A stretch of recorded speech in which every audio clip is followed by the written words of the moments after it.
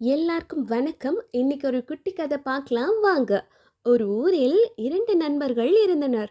ஒருவர் சலவை தொழிலாளி, இன்னொருவர் மண்பானைகள் செய்யும் குயவர். 2 பேருமே அரசரிடம் வேலை பார்த்து வந்தனர்.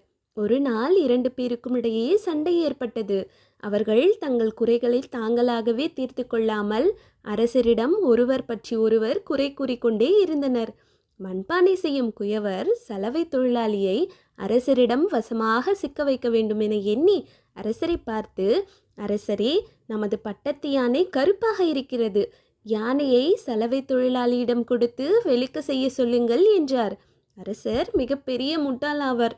அவர் எதை பற்றியும் சிந்திக்காமல் சலவை தொழிலாளியை கூப்பிட்டு யானையை வெளுத்து வரும்படி கூறினார். உடனே சலவை தொழிலாளி அரசரை பார்த்து, அரசரே, யானையை வெளுத்து விடலாம். யானையை வேக வைக்கும் அளவிற்கு பெரிய பானை ஒன்றை குயவரை செய்து தர சொல்லுங்கள் என்றார். அரசர் குயவரை கூப்பிட்டு யானையை வேக வைக்க பெரிய பானையை செய்து கொடு என்று ஆணையிட்டார்.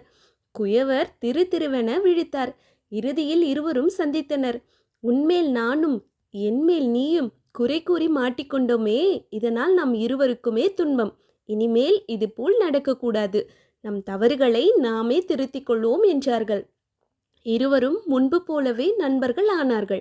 இதிலிருந்து நாம் தெரிஞ்சுக்க வேண்டிய விஷயம் என்னன்னா, ஒருவர் மீது ஒருவர் குறை கூறி வம்பில் மாட்டிக்கொண்டு விழிப்பதை விட ஒருவர் மீது மற்றொருவர் குறை கூறுவதை விட்டு அவரவர் குறையை அவரவர் தீர்த்து கொண்டு வாழ்வதே சிறந்ததாகும்.